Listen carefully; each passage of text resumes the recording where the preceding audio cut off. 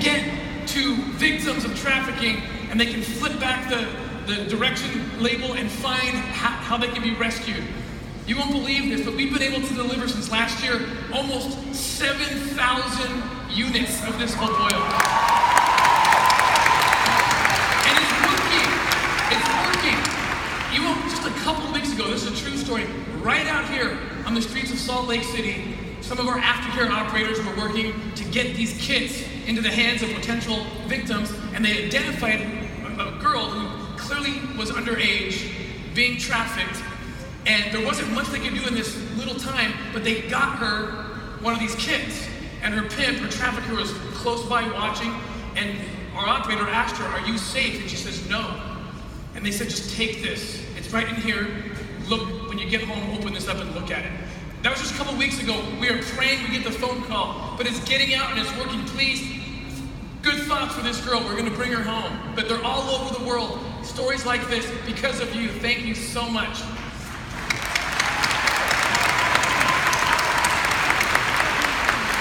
Last year, Dave Sterling told you that my family is bringing home 2 of the kids that we rescued in Haiti several years ago. We're adopting these kids, and they're almost home. And Haiti is one of the places where we've been taking all the oils. And one of my kids that I'm adopting has some health problems.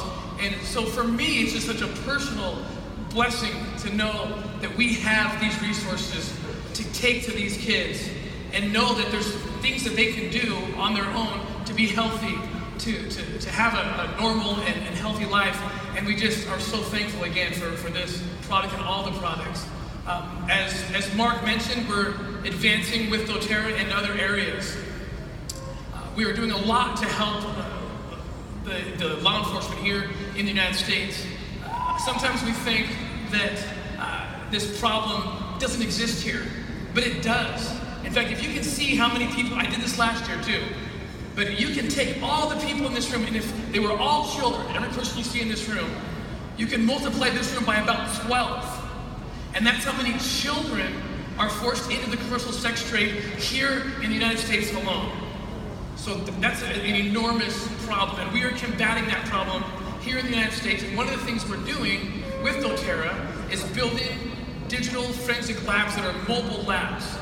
So what happens, what that is when you go to a search warrant or you're tracking a bad guy and you find all this evidence, oftentimes we can't process it fast enough to get the guy prosecuted fast enough, and off he goes and he's free to hurt kids.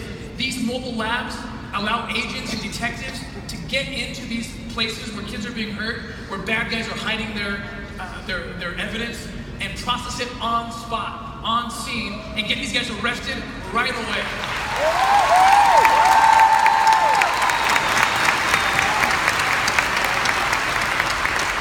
So we're in the process of building some of these labs only because doTERRA came and helped us to do that. Thank you so much. Tim, we're so grateful for our association with OUR and all that you do. Frankly, an amazing organization. These mobile crime labs that Tim's been talking about have a special significance today in light of the new rapid DNA bill that was sponsored by our own Utah Senator Orrin Hatch, passed by Congress recently, and signed into law by the President. This gives the ability to quickly process and analyze the suspect's DNA before they're released, and this is a critical development in linking and ultimately convicting perpetrators of crimes like sex trafficking, as is the media forensics equipment that can be used in these crime labs as well. So today, doTERRA Healing Hands Foundation is pleased to announce that we are outfitting one of these mobile forensics labs, which will be utilized, this first one, by the Mesa Police Department in Arizona.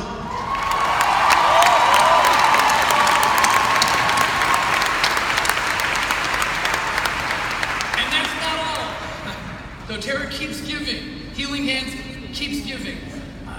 Especially here in the United States, the criminals are more sophisticated, so we have to respond in a more sophisticated manner.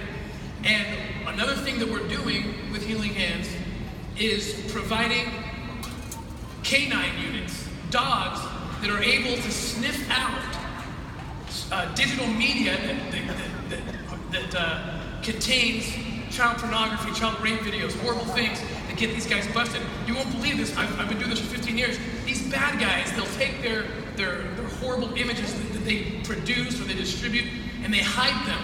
They'll hide them in safes, up in the curtains, and under floorboards, so that the police can't find them. Well, not anymore, because we have these canines that come in and they sniff out these digital media storage devices, no matter what they are.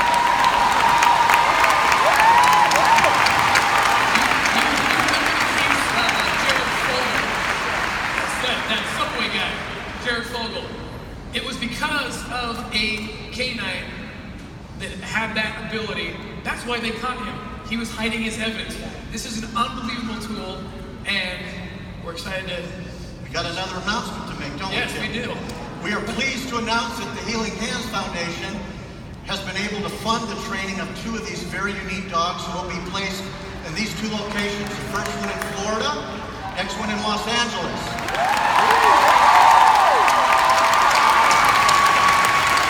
What you're seeing is the images of the training of one of these dogs that we're supporting. Interesting story.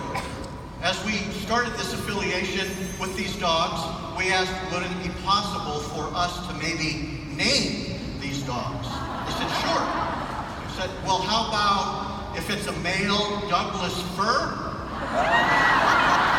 Doug for short? Maybe Frankie for frankincense? The first dog we're funding actually is a female, and her name is Cinnamon Bark.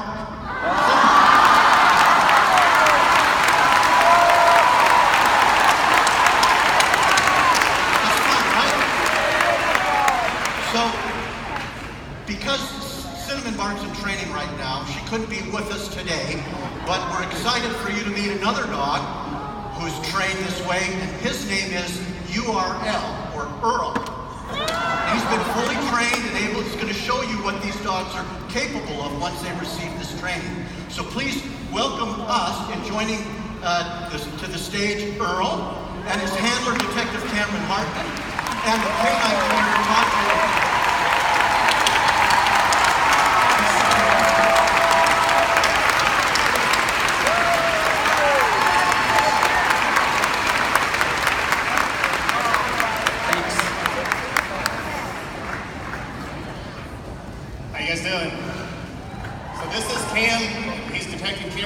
He's from Weber County out here in Utah. And this is his canine partner, Earl.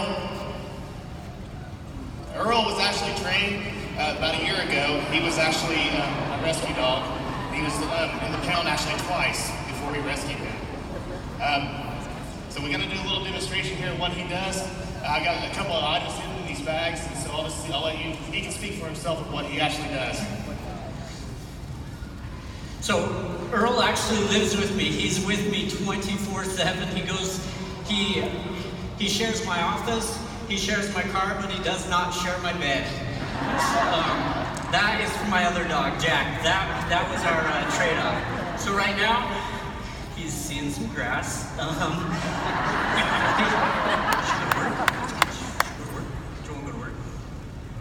This isn't a normal search warrant that we're doing.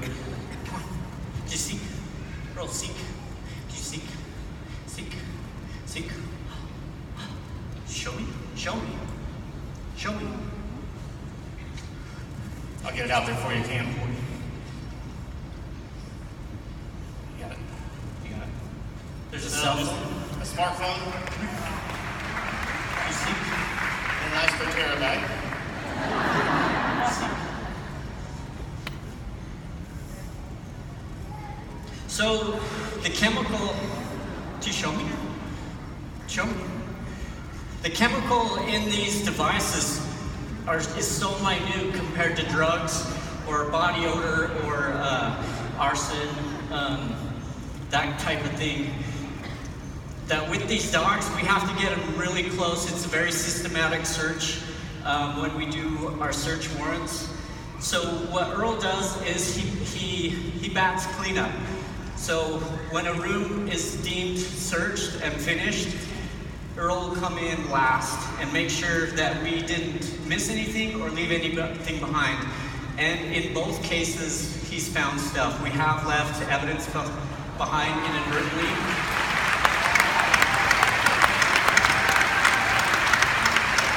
And Earl and I have made 6 arrests in Weber County just this year, so.